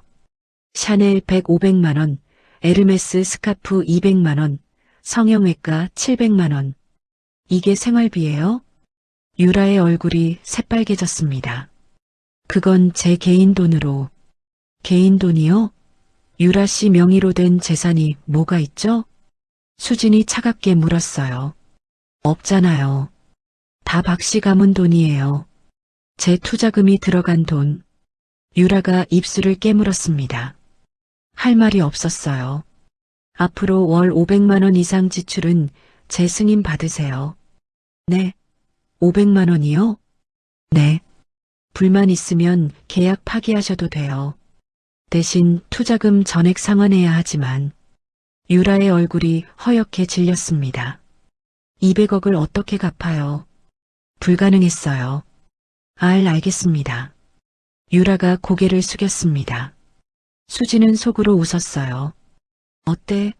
돈 없으면 이렇게 되는 거야. 20년 전 자신이 쫓겨날 때 한 푼도 없이 나갔던 기억이 떠올랐습니다. 그때의 굴욕을 이제 돌려주고 있었죠. 도준도 예외가 아니었어요. 어느 날 수진이 민호에게 전화했습니다. 박 사장님, 도준 씨 일 때문에 연락드렸어요. 도준이요? 무슨 일인데요? 어젯밤에 클럽에서 싸움이 났대요. 상대방이 다쳐서 합의금 요구하고 있고요. 민호의 얼굴이 어두워졌습니다. 그 녀석이 또 합의금이 5천만 원이래요. 어떻게 하실 거예요? 민호가 한숨을 쉬었어요. 제가 처리할게요. 아니요. 수진이 단호하게 말했습니다. 이번엔 제가 처리할게요. 대신 조건이 있어요. 조건이요? 도준 씨를 회사에서 내보내세요. 네. 민호가 깜짝 놀랐어요. 그게 무슨 말이에요? 도준이는 제 아들인데. 아들이니까 더 그래야죠. 회사에서 월급만 축내고 사고만 치잖아요. 이러다 회사 망해요. 하지만 박 사장님, 수진이 목소리를 낮췄어요. 솔직히 말씀드릴게요. 도준 씨가 회사에 있는 한 추가 투자는 어려워요. 투자자들이 싫어해요. 민호가 말문이 막혔습니다. 추가 투자. 그게 없으면 회사가 버티기 힘들었어요. 아직 정상화되려면 멀었거든요. 생각해보세요. 시간 드릴게요. 전화가 끊어졌습니다. 민호는 한참 동안 전화기를 들고 있었어요. 손이 떨렸습니다. 그날 밤 최 여사 집에서 가족회의가 열렸어요. 뭐, 도준이를 회사에서 내보내? 최 여사가 버럭 소리쳤습니다. 어머니, 저도 싫어요. 근데 어쩔 수 없어요. 민호가 고개를 숙였어요. 추가 투자 못 받으면 회사 망해요. 그러면 본가도 상가도 다 날아가요. 최 여사의 얼굴이 굳어졌습니다. 그 미셸이란 년이 우릴 쥐고 흔드는 거잖아. 어머니, 목소리 낮추세요. 혹시 누가 들으면 어때? 내 집에서 내가 소리 지르는데. 최 여사가 테이블을 쳤어요. 유라가 끼어들었습니다. 어머니, 저 여자 뭔가 이상해요. 이상하다니? 계속 우리 집안 일에 간섭하잖아요. 돈 투자한 것 치고는 너무 심해요. 마치 복수하려는 것 같아요. 최 여사의 눈이 번쩍 뜨였습니다. 복수? 네. 저 느낌이 자꾸 들어요. 저 여자 눈빛이 예사롭지 않아요. 최 여사가 잠시 생각에 잠겼어요. 그러고 보니 나도 그런 느낌이 들었어. 어디서 본 것 같은 느낌. 제가 뒷조사 좀 해볼게요. 유라가 말했습니다. 미셸리가 누군지, 어디서 왔는지 다 알아볼게요. 최 여사가 고개를 끄덕였어요. 그래, 알아봐. 뭔가 찜찜하니까. 유라의 눈빛이 날카로워졌습니다. 그녀는 20년 전 수진을 쫓아냈던 장본인이었어요. 만약 미셸리가 수진이라는 걸 알게 되면 모든 게 끝장날 거였습니다. 하지만 유라는 아직 몰랐어요. 자신이 파놓은 함정에 자기가 빠지게 될 줄은. 며칠 후 유라는 사설 탐정을 고용했어요. 미셸리라는 여자 뒷조사해줘요. 미국에서 뭐 했는지, 가족관계가 어떤지 다 알아와요. 탐정이 고개를 끄덕였습니다. 알겠습니다.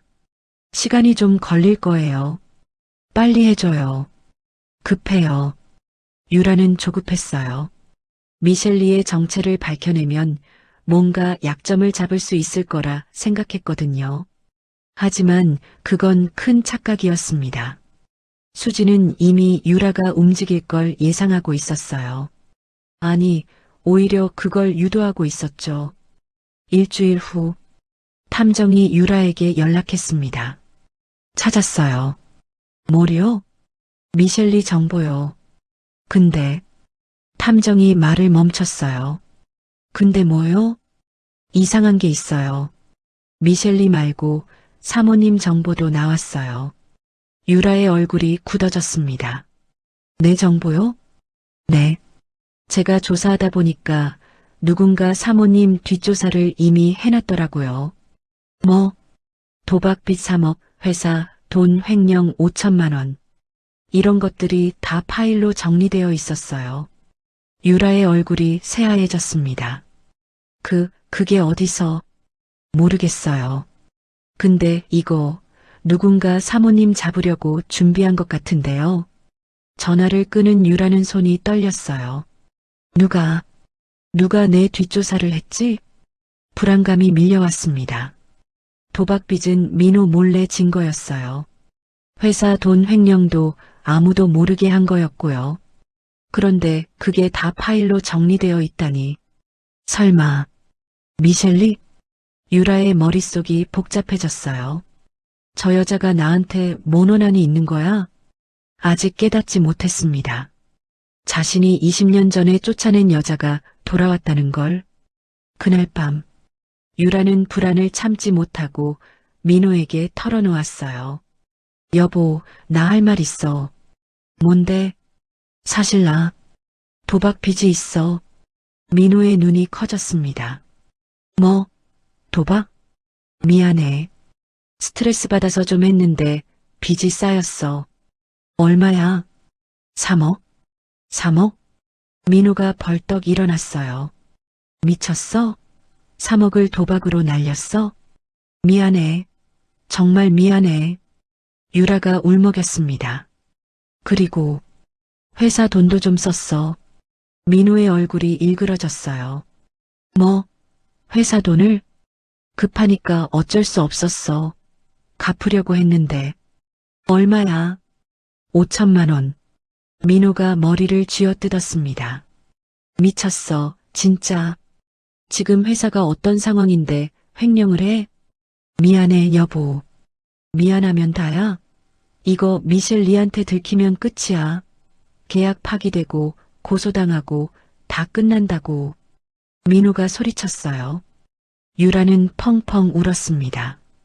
부부 사이에 금이 가기 시작했어요.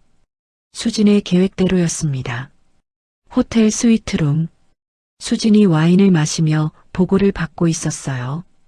유라가 탐정 고용했다가 자기 뒷조사 파일을 발견했대요. 지금 민호랑 대판 싸웠고요. 성훈이 보고했습니다. 수진이 미소 지었어요. 예상대로네.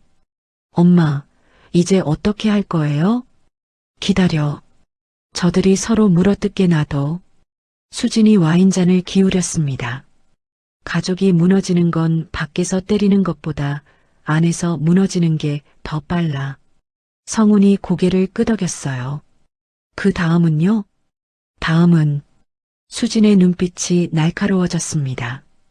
결정타를 날릴 거야. 창밖으로 서울 야경이 반짝였어요.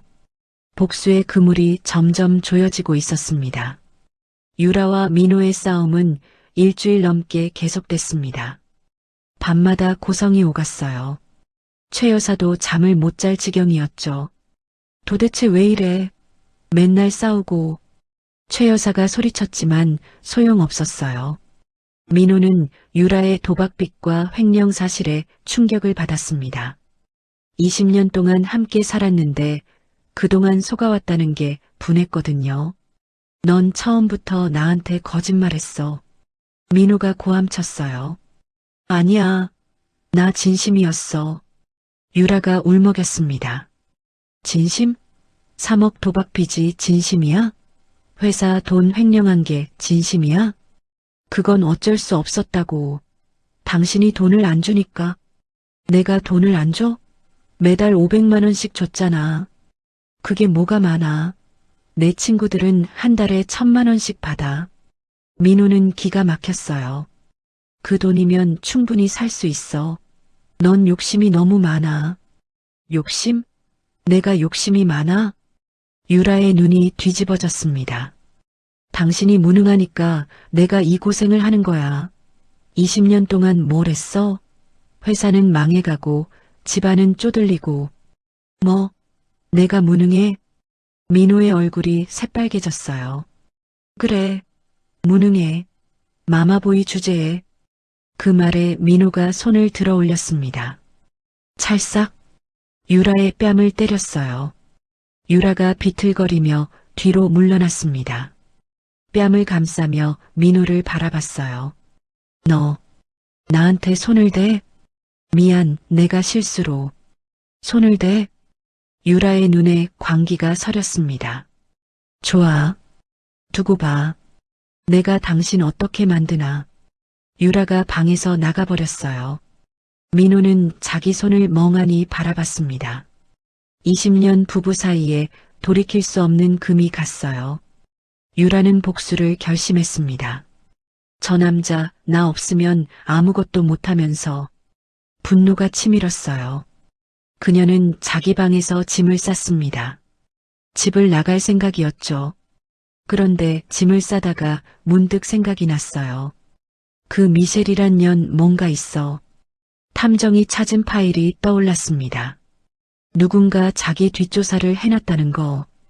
도박빚, 횡령 증거까지 다 정리해놨다는 거. 전현이 나를 노리고 있어. 유라는 확신했어요.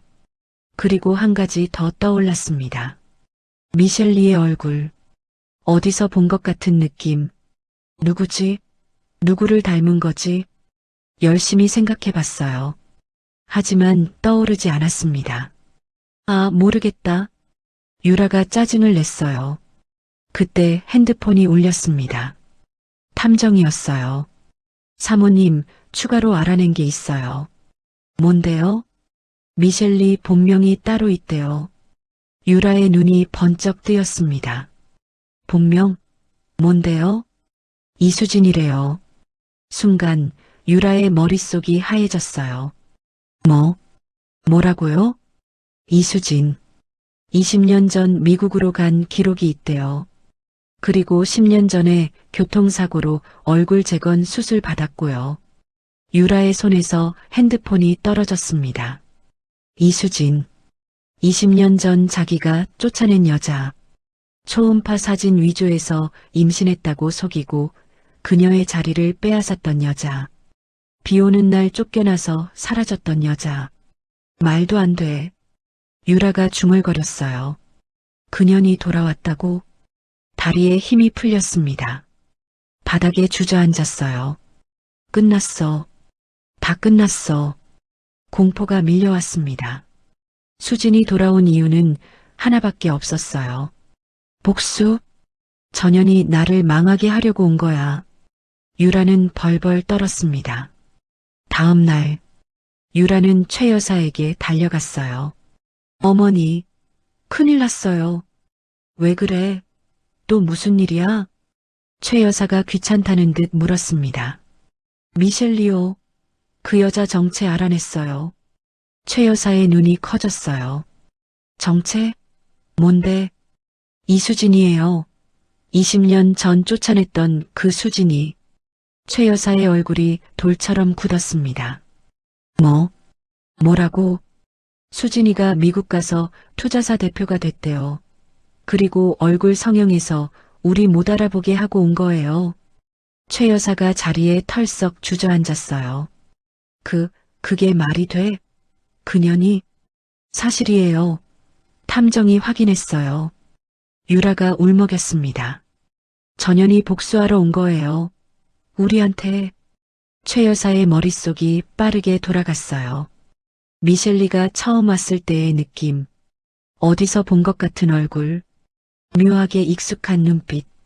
그리고 물 심부름 시켰을 때의 미소. 그때 비웃은 거였어. 이제야 깨달았습니다. 인연이. 감히. 최 여사가 이를 갈았어요. 어머니, 어떡해요? 전현한테 본가도 상가도 다 담보로 잡혔는데. 닥쳐. 생각 좀 하자. 최 여사가 소리쳤습니다. 긴급 가족회의가 열렸어요. 민호도 소식을 듣고 달려왔습니다. 미셸리가 수진이라고? 그래. 내 전처. 최 여사가 쏘아붙였어요. 민호의 얼굴이 새하얘졌습니다. 말도 안 돼. 수진이는 그때 미국 갔잖아. 거기서 돈 벌어서 돌아온 거야. 유라가 울부짖었어요. 다 당신 때문이야. 당신이 그때 바람 안 폈으면 뭐 내가 꼬신 거잖아.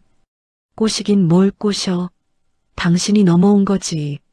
또 싸움이 시작됐습니다. 최 여사가 테이블을 쾅 쳤어요. 그만. 지금 싸울 때야? 두 사람이 입을 다물었습니다. 지금 중요한 건 전연을 어떻게 막느냐야. 최 여사가 이를 갈았어요. 계약서 찾아봐. 어디 빈틈 없나? 민호가 계약서를 뒤졌습니다. 하지만 빈틈이 없었어요. 수진이 완벽하게 준비했거든요. 어머니, 법적으로는 방법이 없어요. 그럼 어쩌라고? 최 여사가 버럭 소리쳤습니다. 그때 유라가 말했어요. 어머니, 방법이 하나 있어요. 뭔데? 협박해요. 최 여사와 민호가 유라를 바라봤습니다. 전연 아들 있잖아요. 성훈이. 유라의 눈이 음흉하게 빛났어요. 저 애가 민호 씨 친아들이래요. 뭐? 민호의 눈이 커졌습니다. 수진이가 쫓겨나고 나서 낳은 애래요. 탐정이 알아냈어요. 그게 진짜야? 민호가 믿을 수 없다는 표정을 지었어요. 친자 확인하면 되잖아요. 그거 가지고 협박하는 거예요. 유라가 말했습니다. 전연이 아들 신분 숨기고 있는 거 이상하잖아요. 뭔가 약점이 있는 거예요. 최 여사가 고개를 끄덕였어요. 그래, 그거 좋겠다. 민호는 복잡한 표정이었습니다. 성훈이 자기 아들이라니. 그때 느꼈던 묘한 끌림이 떠올랐어요. 핏줄이라서 그랬던 거였습니다. 여보, 뭐해? 연락해. 유라가 재촉했어요. 민호는 떨리는 손으로 핸드폰을 꺼냈습니다. 수지는 그들의 움직임을 모두 파악하고 있었어요. 호텔 스위트룸. 성훈이 들어와 보고했습니다. 엄마, 저쪽에서 뭔가 움직이고 있어요. 알아. 수진이 담담하게 대답했어요. 유라가 내 정체 알아냈어. 예상보다 빨랐네. 어떻게요? 상관없어. 오히려 좋아. 수진이 미소 지었습니다. 이제 숨길 필요 없으니까. 엄마. 성훈아, 준비해. 수진이 일어났어요. 최종 막을 열 시간이야. 창밖으로 서울 야경이 빛나고 있었습니다. 20년 동안 기다려온 순간이 다가오고 있었어요.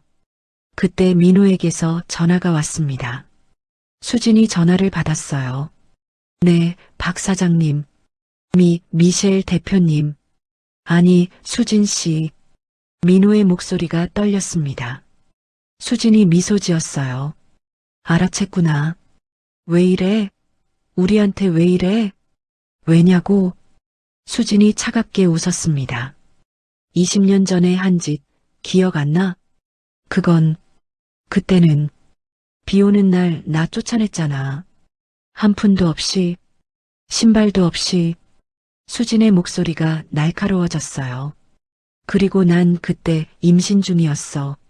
당신 아이를. 민호가 할 말을 잃었습니다. 성훈이가 당신 아들이야.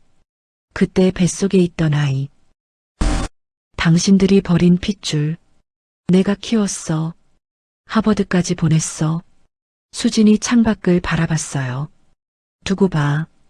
이제 시작이야. 전화가 끊어졌습니다.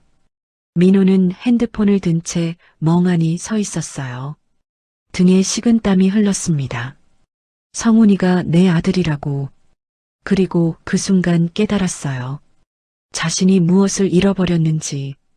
그 다음 날 도준이 사고를 쳤습니다. 아버지 민호의 차를 몰래 끌고 나갔어요. 고급 세단이었죠. 친구들한테 자랑하고 싶었거든요. 문제는 도준이 음주 상태였다는 거였어요. 간밤에 클럽에서 술을 마셨는데 아직 덜 깬 상태로 운전대를 잡은 거였습니다. 새벽 2시 강남대로를 달리던 도준의 차가 중앙선을 넘었어요. 쾅! 반대편에서 오던 트럭과 정면 충돌했습니다. 차는 완전히 찌그러졌어요. 도준은 의식을 잃은 채 피투성이가 됐습니다. 119가 출동했어요. 도주는 응급실로 실려갔습니다. 새벽 3시 최 여사 집에 전화가 왔어요. 여보세요? 박도준 씨 보호자분 되시죠? 네, 저 할머니인데요. 무슨 일이에요? 환자분이 교통사고로 응급실에 입원하셨습니다. 빨리 와주세요. 최 여사의 얼굴이 새하얘졌어요. 뭐라고요? 급히 옷을 챙겨 입고 병원으로 달려갔습니다. 민호와 유라도 함께요. 응급실에 도착하니 의사가 나와 있었어요. 보호자분이세요? 네. 우리 손자 어떻게 됐어요? 최 여사가 다급하게 물었습니다. 뇌출혈이 심합니다. 긴급 수술이 필요한데 수혈이 필요해요. 수혈이요? 네. 환자분 혈액형이 AB형인데 혈액이 부족합니다. 가족 중에 AB형 있으시면 헌혈 부탁드립니다. 민호가 앞으로 나섰어요. 저 AB형이에요. 제 피 쓰세요. 감사합니다. 이쪽으로 오시죠. 민호가 의사를 따라갔습니다. 30분 후 의사가 심각한 표정으로 돌아왔어요. 저기 문제가 생겼습니다. 문제요? 무슨 문제요? 최 여사가 불안하게 물었습니다. 박민호 씨 혈액을 검사해 봤는데요. 의사가 말을 멈췄어요. 환자분과 혈액형이 맞지 않습니다. 네, 둘 다 AB형이라면서요? 혈액형만으로는 맞는데 유전자 검사 결과가 이상합니다. 의사가 조심스럽게 말했어요. 박민호 씨와 환자분은 친자 관계가 아닙니다. 시간이 멈춘 것 같았어요. 뭐라고요? 최 여사가 믿을 수 없다는 표정을 지었습니다. 유전자 검사 결과 두 분은 부자 관계가 아니에요. 수혈은 다른 혈액으로 진행할게요. 의사가 돌아갔습니다. 최 여사와 민호는 멍하니 서 있었어요. 유라의 얼굴이 새하얘졌습니다. 끝났어. 다리에 힘이 풀렸어요. 벽에 기대야 했습니다. 유라. 민호의 목소리가 낮게 깔렸어요. 이게 무슨 소리야? 여보, 그게. 유라가 더듬거렸습니다. 도준이가 내 아들 아니라고? 20년 동안 키웠는데? 잘못됐을 수도 있어. 검사가. 유라가 발버둥 쳤어요. 검사가 잘못됐을 리가 있어? 유전자 검사인데? 민호가 버럭 소리쳤습니다. 최 여사가 유라에게 다가왔어요. 눈빛이 무서웠습니다. 유라, 똑바로 말해. 어머니. 도준이 아버지가 누구야? 그게. 유라가 눈물을 글썽였어요. 말 못해? 그럼 내가 맞춰줄까? 최 여사가 이를 갈았습니다. 넌 처음부터 남의 아이를 민호 아이라고 속였지? 우리 집안에 들어오려고? 유라가 바닥에 무릎을 꿇었어요. 어머니, 죄송해요. 저 그때 어쩔 수 없었어요. 어쩔 수 없어? 20년 동안 사기친 게 어쩔 수 없어?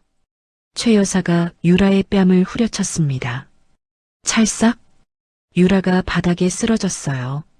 너 인연, 우리 집안을 완전히 망쳐놨어.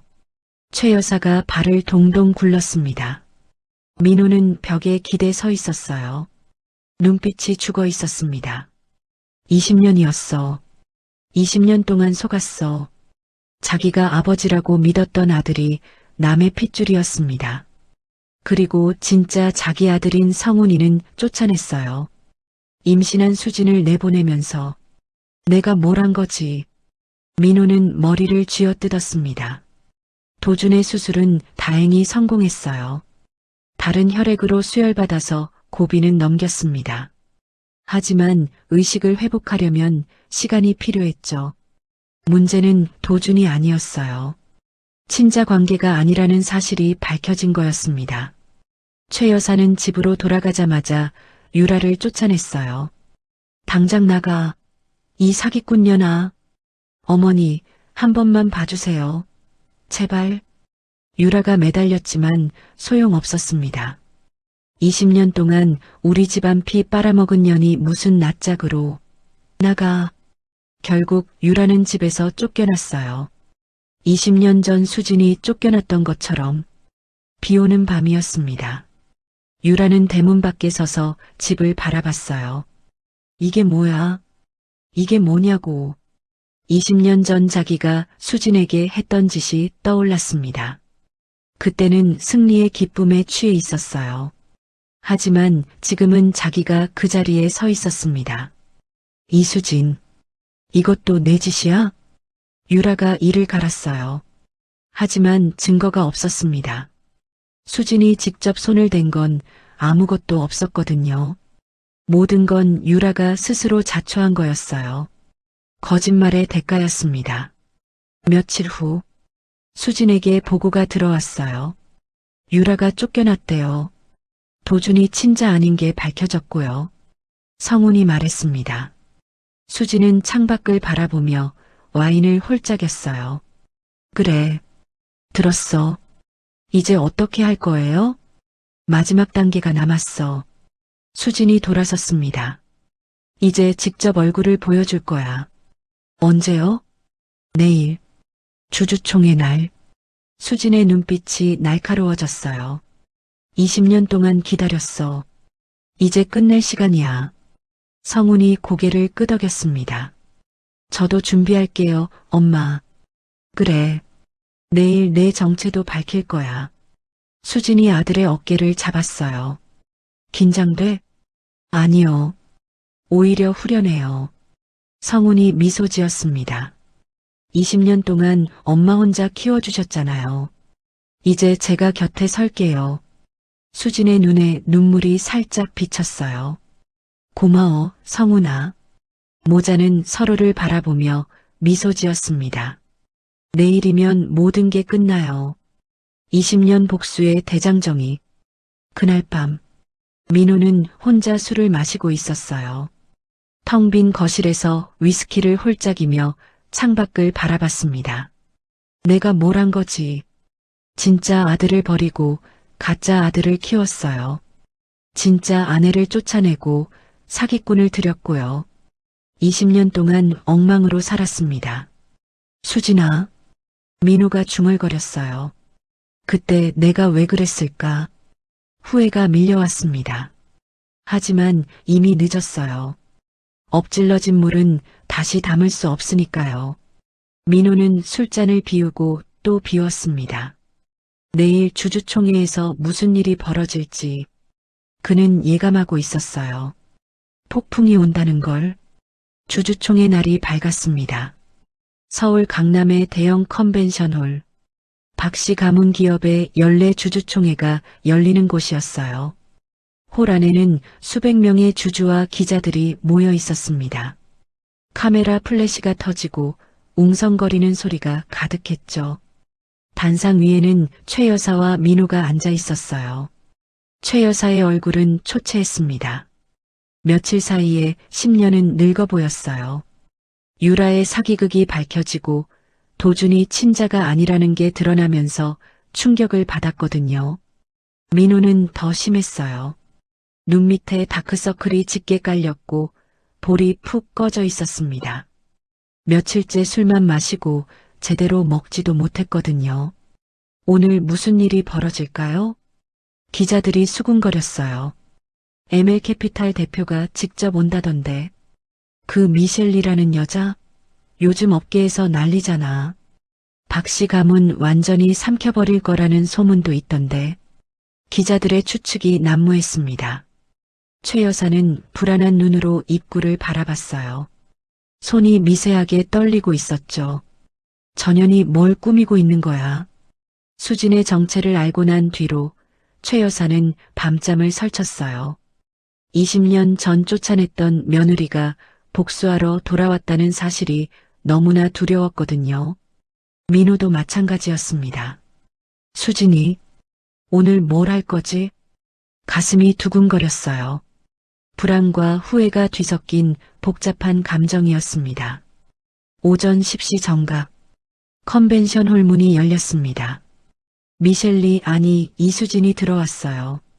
검은 정장의 하이힐, 단정하게 올린 머리, 당당한 걸음걸이. 20년 전 비 맞으며 쫓겨나던 그 여자의 모습은 어디에도 없었습니다. 그 옆에는 성훈이 함께 걸었어요. 깔끔한 네이비 정장에 반듯한 자세. 누가 봐도 엘리트 청년이었죠. 카메라 플래시가 터졌어요. 미셸리 대표님이다. 옆에 젊은 남자는 누구지? 기자들이 사진을 찍어댔습니다. 수지는 천천히 단상으로 걸어갔어요. 한 걸음 한 걸음 20년의 세월이 담긴 발걸음이었습니다. 최 여사와 눈이 마주쳤어요. 수진이 미소 지었습니다. 차갑지만 어딘가 슬픈 미소였죠. 최 여사는 몸이 굳었어요. 그 눈빛을 알아봤거든요. 수진이, 진짜 수진이구나. 20년 전 밥상머리에서 모욕당하면서도 꾹 참던 그 눈빛. 비 맞으며 쫓겨나면서도 울지 않던 그 눈빛. 하지만 지금은 달랐어요. 그때의 연약함은 사라지고 강인함과 위엄이 넘쳤습니다. 민호도 수진을 바라봤어요. 수진아. 가슴이 먹먹했습니다. 20년 만에 제대로 바라보는 전처의 얼굴. 얼굴은 달라졌지만 눈빛만은 그대로였어요. 수진이 단상에 올랐습니다. 마이크 앞에 섰어요. 홀 안이 조용해졌습니다. 안녕하세요. 수진의 목소리가 울려 퍼졌어요. 저는 ML캐피탈 대표 미셸리입니다. 잠시 멈췄어요. 그리고 천천히 말을 이었습니다. 아니, 제 본명을 말씀드려야겠네요. 홀 안이 술렁거렸어요. 제 이름은 이수진입니다. 최 여사의 얼굴이 새하얘졌어요. 민호도 굳어버렸습니다. 20년 전 이 자리에 계신 최 여사님과 박민호 씨의 며느리였죠. 기자들이 웅성거렸어요. 뭐야? 며느리? 20년 전이라고? 무슨 사연이 있는 거야? 수진이 미소 지었습니다. 20년 전 저는 이 집안에서 쫓겨났어요. 아이를 못 낳는다는 이유로요. 홀 안이 조용해졌어요. 모두가 숨을 죽이고 들었습니다. 시어머니께서 저를 성녀라고 부르셨죠. 밥상머리에서요. 수진이 최 여사를 바라봤어요. 기억나세요? 성녀가 사람이야? 그렇게 말씀하셨잖아요. 최 여사가 입술을 깨물었습니다. 할 말이 없었어요. 그리고 남편의 비서가 임신했다고 했죠. 남편의 아이라고요. 수진의 목소리가 차가워졌어요. 그게 거짓말인 줄도 모르고 저를 비 오는 날 내쫓으셨죠. 홀 안이 술렁거렸어요. 거짓말이라고? 무슨 뜻이지? 수진이 서류를 꺼냈습니다. 이건 유전자 검사 결과입니다. 며칠 전 박도준 씨가 교통사고로 수술받을 때 나온 거예요. 서류를 화면에 띄웠어요. 박민호 씨와 박도준 씨는 친자 관계가 아닙니다. 홀 안이 발칵 뒤집어졌어요. 뭐야? 친자가 아니라고? 20년 동안 속은 거야? 기자들이 미친 듯이 사진을 찍었습니다. 최 여사가 벌떡 일어났어요. 이 인연이 여기서 무슨 짓이야? 사실을 말하는 겁니다, 어머니. 수진이 담담하게 대답했어요. 20년 동안 숨겨왔던 사실을요. 수진이 성훈을 바라봤습니다. 여기 제 아들입니다. 성훈이 앞으로 나왔어요. 박성훈, 하버드 MBA 졸업, 현재 ML캐피탈 수석 비서. 수진의 목소리가 떨렸어요. 그리고 20년 전 제가 쫓겨난 뒤 낳은 아이입니다. 홀 안이 다시 조용해졌어요. 쫓겨날 때 저는 임신 9주차였어요. 몰랐어요.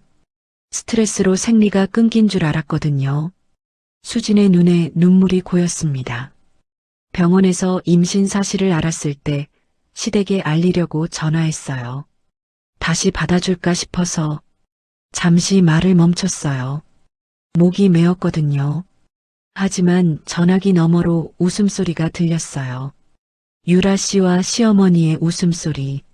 수진이 최 여사를 바라봤습니다. 그때 알았어요. 저 사람들에게 나는 그냥 버려도 되는 존재구나.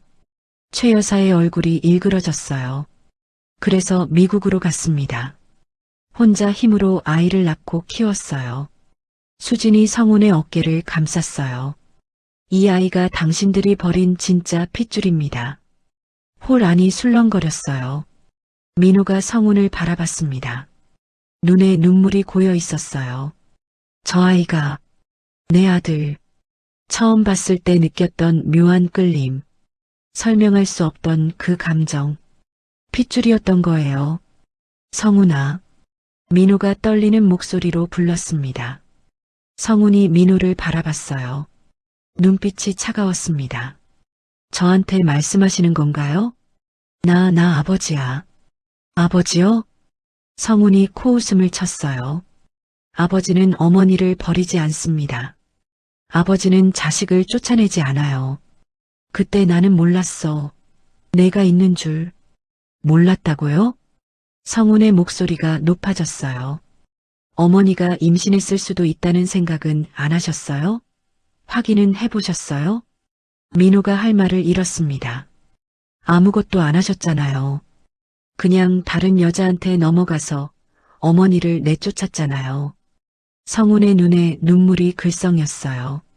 저한테 아버지는 리처드 장이에요. 어머니가 힘들 때 도와주시고 저를 키워주신 분. 민호가 무릎을 꿇었습니다. 미안해. 정말 미안해. 미안하다는 말로 20년이 돌아오나요? 성훈이 차갑게 내뱉었어요. 수진이 다시 마이크 앞에 섰습니다. 오늘 발표할 게 있습니다. 서류를 꺼냈어요. 박씨 가문 기업의 경영권, 제가 인수했습니다. 홀 안이 다시 술렁거렸어요. 계약서에 따라 담보로 잡힌 성북동 본가와 강남 상가의 소유권이 저에게 넘어옵니다. 최 여사가 비명을 질렀어요. 안 돼. 그건 우리 조상 대대로 물려받은. 조상 대대로요? 수진이 미소 지었습니다. 조상들이 아시면 뭐라고 하실까요? 며느리를 내쫓고 사기꾼한테 속아서 집안을 망친 후손들을. 최 여사가 할 말을 잃었어요. 본가는 제가 허물겠습니다. 수진이 담담하게 말했어요. 그 자리에 미혼모 센터를 세울 거예요. 뭐?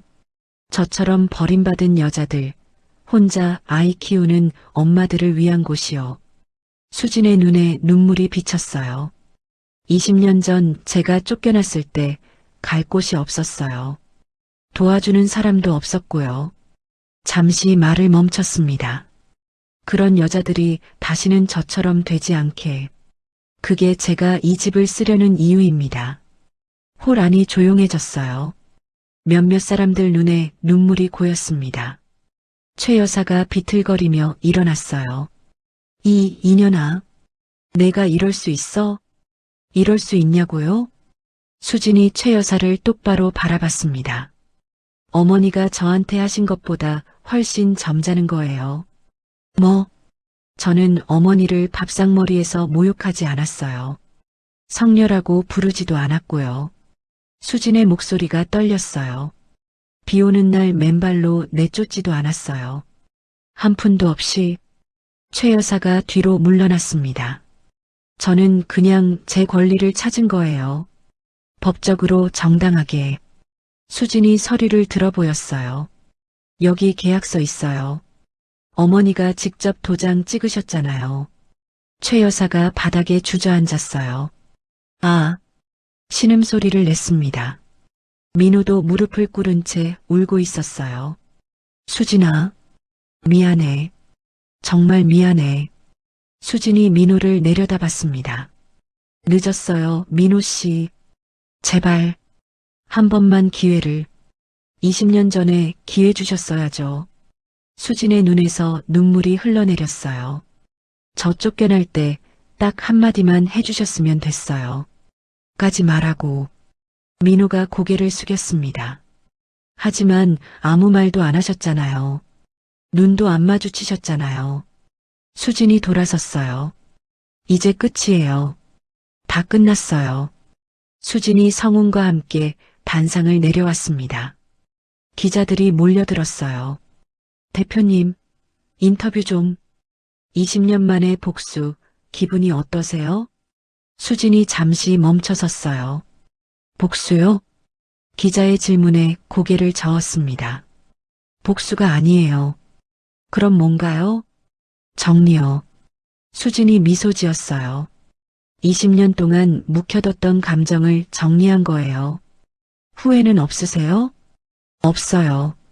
수진이 성훈을 바라봤습니다. 저한텐 아들이 있어요. 훌륭하게 자란 아들이.